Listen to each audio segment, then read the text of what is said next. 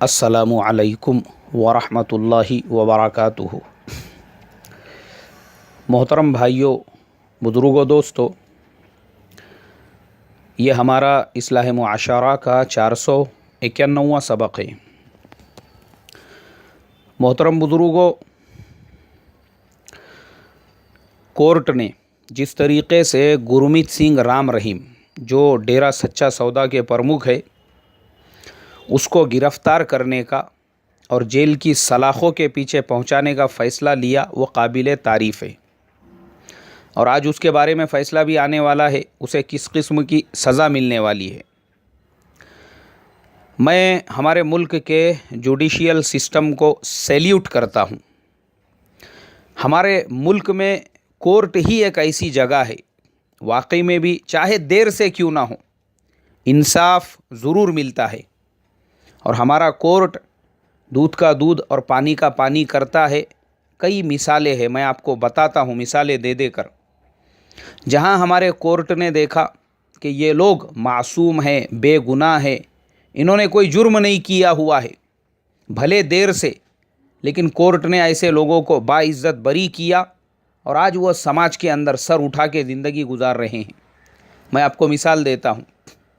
बाबरी मस्जिद की शहादत के बाद जो हालात ख़राब हुए, बहुत सारे बेकसूर बेगुनाह मुसलमानों को गिरफ़्तार किया गया, लेकिन मैं सलाम करता हूँ, देर से सही कोर्ट ने जो मुजरिम थे उनको तो कीफ़र किरदार तक पहुँचाया, लेकिन जो बेचारे मासूम थे उनको बाइज़्ज़त बरी किया। आज वो अपने फैमिलीज़ के साथ में हैं। 2002 गोधरा का हादसा, 250 से 300 मुसलमानों को उठा लिया गया। चलो देर से सही, लेकिन अल्हम्दुलिल्लाह तकरीबन 150 से ज़्यादा और उससे ज़्यादा मुसलमानों को कोर्ट ने बाइज़्ज़त बरी किया। उसके बाद में भी और मुसलमानों को कोर्ट बरी करती रही और तकरीबन मुसलमान आज बाहर है, इज़्ज़त की ज़िंदगी गुजार रहे हैं अपने अहलो अयाल के साथ में। उसके बाद में और भी हादसे हुए। मालेगांव का हादसा, आज मालेगांव के भी जितने मुल्ज़िमीन थे, जितने मुसलमान मुल्ज़िमीन थे, अल्हम्दुलिल्लाह वो सिर्फ़ बाइज़्ज़त बरी नहीं हुए, बल्कि महाराष्ट्र गवर्नमेंट की तरफ से कोशिशें भी की गई कि भाई उन लोगों को जो उन्होंने अपने ज़िंदगी के कीमती साल जेल में गुजारे हैं, उसका हर्जाना भी अदा किया जाए। मक्का मस्जिद के जो मुल्ज़िमीन थे, अल्हम्दुलिल्लाह कोर्ट ने उनको बाइज़्ज़त बरी भी किया, बल्कि बाज़ाब्ता उन लोगों को हर्जाना मिल चुका है। वहाँ के लीडर्स ने और वहाँ के जो तंजीमें हैं, उन्होंने कोशिशें की, मेहनतें की, वो काबिल तारीफ़ है। लेकिन सुकून इसलिए मिलता है कि इंसाफ तो मिला, वो मुल्ज़िम से मुजरिम की कैटेगरी में नहीं आए, बल्कि मुल्ज़िम ही थे और मुल्ज़िम की हालत में ही बाइज़्ज़त बरी हो गई। इसी तरीक़े से और भी बहुत सारे, दिल्ली के अंदर जो एक आश्रम के ऊपर हमला हुआ था, अक्षरधाम हमला जो हुआ था, अक्षरधाम हमला, उसके अंदर भी जो मुसलमानों को गिरफ़्तार किया गया था, उनको भी बाइज़्ज़त बरी किया गया। हमारे ऐसे कई उलामा हैं, कई मुफ्ती है, कई ऐसे दीन के रहबर है, रहनुमा है। मैं कोर्ट को सलाम करता हूँ, चाहे वो हमारा सेशन कोर्ट हो, हाई कोर्ट हो या सुप्रीम कोर्ट हो। इंसाफ दिया, मुल्ज़िमीन को बाइज़्ज़त बरी किया। अल्हम्दुलिल्लाह अल्हम्दुलिल्लाह आज वो तमाम मुसलमान जो बेकसूर थे, जो मासूम थे, बेगुनाह थे, लेकिन सिर्फ़ इल्ज़ामों में फंसे हुए थे, वो आज बाइज़्ज़त बरी होकर एक इज़्ज़तदार शहरी की ज़िंदगी गुजार रहे हैं। ये किसने दिया इंसाफ? कोर्ट ने ही दिया। तो इसीलिए मैं कहता हूँ, हमारे मुल्क के अंदर जो हमारा जुडिशियल सिस्टम है, कोर्ट है, भले ही कोई आप पर कितने ही बहतान लगाए, तोहमतें लगाए, हमारा कोर्ट दूध का दूध पानी का पानी करके जो बेचारा बेकसूर है उसको बराबर बाइज़्ज़त बरी कर देता है। और जो कसूरवार है, जो मुजरिमीन है, मैं तारीफ़ करूँगा हमारे जुडिशियल सिस्टम और कोर्ट की। कोर्ट ने ये नहीं देखा कि आसाराम बापू के पूरी दुनिया में लाखों मानने वाले हैं, हज़ारों आश्रम हैं, लोग उसको भगवान मानते हैं, खुदा मानते हैं, नऊज़ बिल्लाह। इसी तरीक़े से हरियाणा में रामपाल महाराज बाबा, लोग उसको भी खुदा मानते थे। इसी तरीक़े से गुरमीत राम रहीम के तो अभी हम लोग देख रहे हैं किस तरह से उन्होंने हड़कंप मचाया हुआ है। लाखों करोड़ों की तादाद में लोग इन लोगों को भगवान कहते थे, लेकिन कोर्ट ने पूरी डीप तहकीकात की, पूरी तरह से कोर्ट ने सबूत जमा किए, प्रूफ जमा किए, और उसके बाद जब इन पे शिकंजा कसा, गुरमीत राम रहीम ने अपनी खुद की एक छोटी सी जन्नत बना दिया था, उसको अपनी जन्नत से उठाया और अभी जहन्नुम में पहुंचा दिया। सलाखों के पीछे सांसें लेने पर वो मजबूर है। तमाम लोग, चाहे वो आसाराम हो, चाहे वो रामपाल हो, चाहे गुरमीत हो, ये तमाम को कोर्ट ही है वो जिसने उनके अपने खुद साख्ता स्वर्ग से उठाकर उनको नर्क में पहुंचा दिया। और पब्लिक जो हमारे मुल्क की सीधी सादी भोली भाली पब्लिक है, जो इनको भगवान भगवान भगवान कहा करती थी, हमारे कोर्ट ने उनको बताया ये भगवान नहीं है, ये भोगवान है। इनको भोग का शौक़ है, इनको ये भगवान नहीं है, ये भोगवान है। ये तो सब भोग वाले लोग हैं। ये का तुम इनके चक्कर में पड़ के इनको भगवान समझ रहे हो? भोगवान वाले लोग हैं ये तो। इनको भोग चाहिए, भोग। इसके लिए ये लोग उसी के भूखे, उसी के अंधे, उसी के आशिक। भगवान नहीं है, इनको भगवान मत समझो, इनको भोगवान समझो। कोर्ट ने ऐसा फैसला दिया और आज मेरे और तुम्हारे सामने है। तो मैं सलाम करता हूँ हमारे कोर्ट को, हमारे जुडिशियल सिस्टम को, कि उसने दूध का दूध किया। ऐसे तमाम बेकसूर मुसलमान, उनको बाइज्जत बरी किया, इज़्ज़तदार शहरी की ज़िंदगी गुजारने का मौका दिया। और जो मुजरिमीन थे, हालांकि उनके पास बड़ी बड़ी पॉलिटिकल पकड़ थी, वक्त के मुख्यमंत्री, वक्त के मिनिस्टर, वक्त के एमएलए, एमपी, जिनकी जूतियां सीधी करते थे, बड़े बड़े फिल्म स्टार्स, करोड़ों अब्जोपति लोग, उसके बावजूद कोर्ट ने लोगों की भावनाओं को नहीं देखा कि लोगों की भावनाएं क्या है। जो हक है वो हक है, जो दूध है वो दूध है, जो पानी है वो पानी है, जो इंसाफ है वो इंसाफ है। बस कोर्ट ने अपना फ़ैसला दिया और आज कोर्ट फ़ैसला देने वाली है कि उसको सज़ा कितनी मिलेंगी। तो इसलिए मेरे मोहतरम बुज़ुर्गों, हम मुसलमानों में भी एक गलत फहमी मैं बताता हूँ आपको। हम लोग एक्चुअली, कल भी मैंने बताया, कभी कोर्ट कचहरियों में जाते नहीं, कभी हमको वास्ता ही नहीं पड़ता। हमारी बातें जो चलती ना, वो हमारे मस्जिदों के चबूतरों पे, या तो हमारे होटलों के टेबलों पर, या हमारे अपने गली महल्लों में, अरे मुसलमानों पे जुल्म हो रहा, जुल्म हो रहा, जुल्म हो रहा, जुल्म हो रहा। हालांकि मैं खुद आपको बताता हूँ, हमारे जमीयत के पैनल में बड़े बड़े वकील हैं, हाई कोर्ट लेवल के, सुप्रीम कोर्ट लेवल के, उन लोगों के साथ उठना बैठना हुआ। पता ये चला कि देखो, कोर्ट उस वक्त तक कोई भी कार्रवाई नहीं करती, या पुलिस उस वक्त तक कोई भी कार्रवाई नहीं करती किसी के ऊपर, जब तक कि उसको किसी ना किसी जाविये से और किसी ना किसी एंगल से कुछ ना कुछ सुराग नहीं मिलता। कुछ मिलता है, उसके बाद में ही पुलिस कोई एक्शन लेती है। तो इसके लिए हम लोगों ने हमारे मुल्क का जो कानूनी सिस्टम है उस पर एतमाद, भरोसा रखना चाहिए।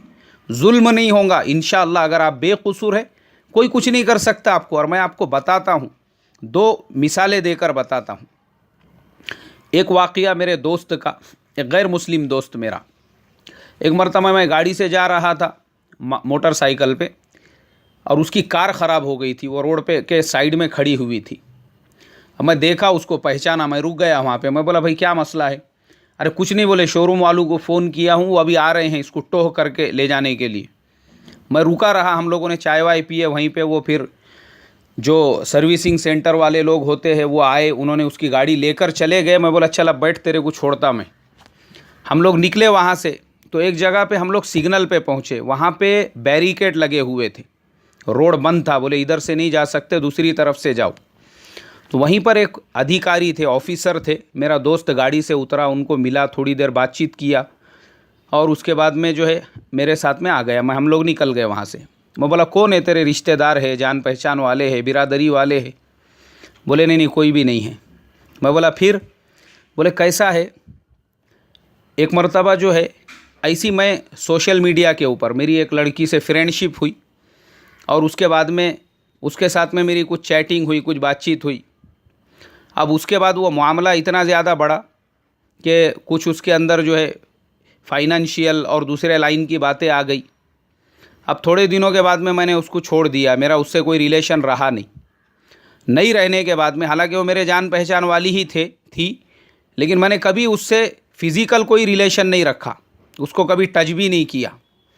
लेकिन उसने मुझे कोई काम करने के लिए कहा कि तुमने ये काम मेरा करके देना, और जब मैंने उसका काम नहीं किया तो वो मेरी दुश्मन बन गई, मुझे बदनाम करने लगी, लोगों के पास जाके मेरी बुराइयां करने लगी। जो मेरे जान पहचान वाले थे या मेरे साथ काम करने वाले थे या जिन लोगों के साथ मेरा उठना बैठना था, हर जगह जाती और मुझे बदनाम करने की कोशिश करती, मेरी बुराइयां बयान करती। यहाँ तक कि उसने ये जो साहब है इनके पास में भी बार बार जाके कहा कि ये मुझे सताता, या ऐसा करता वैसा करता। लेकिन इन्होंने कहा कि देख, तेरा और उसका फिज़िकल रिलेशन क्या है? कभी वो तेरे साथ सोया, कभी उसने तेरे साथ ज़बरदस्ती की, कभी तुझे गोवा महाबलेश्वर कहीं घुमाने लेकर गया, कितनी रातें तुम लोग साथ में थे। अगर फिज़िकल रिलेशन होगा अभी इसी वक्त में हम उसको उठाते जाकर, इसलिए कि प्रूफ है, लेबोरेटरी के अंदर तेरी भी और उसकी भी जांच होगी। और अगर उसने तुझे कुछ नहीं किया और तू ज़बरदस्ती का उसको बदनाम कर रही है, हम कुछ नहीं कर सकते। प्रूफ चाहिए हमको, और प्रूफ भी कैसा? एकदम पुख्ता टाइप का। ऐसा नहीं है कि तू बोल देंगी और हम कर लेंगे।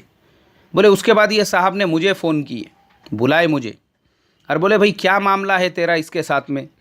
बार बार तंग कर दी इन्हें। ये कभी एमएलए को फ़ोन करने लगा रही, कभी नगर सेवक को फ़ोन करने लगा रही, कभी किसी भाई को, कभी किसी को, कभी किसी को। तब मैंने उनसे जाके कहा, मैंने कहा साहब कुछ भी नहीं है, इसका कुछ अपना पर्सनल काम मेरे से था, मैंने नहीं किया। बस वही दुश्मनी के अंदर अपने फीमेल होने का ये गलत फ़ायदा उठा रही है। और मैंने तमाम चीज़ें वो साहब को साफ साफ बता दिया। तो बोले उसके बाद वो साहब ने मुझसे कहा, देखो जब तक हम लोगों को पुख्ता कोई प्रूफ नहीं मिलता हम कुछ नहीं कर सकते, लेकिन तुम थोड़ा सा सेफ़ रहो। बोले ये साहब की मेहरबानी है, आज मैं क्लास 1 की पोस्ट पे हूँ।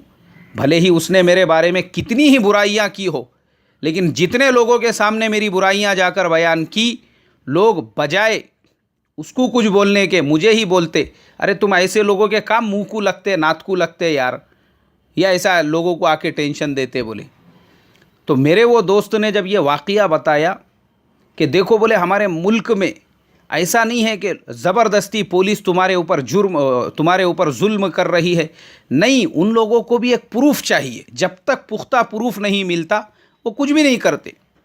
और मैं आपको बताता हूँ, एक मरतबा मेरे साथ में जो वाक़या पेश आया, हादसा पेश आया, बॉम्बे से मैं अपना कुछ तिजारत का सामान ख़रीदने के लिए गया। मेरे जेब में तकरीबन उस वक्त में 80 से 90 हज़ार रुपये थे।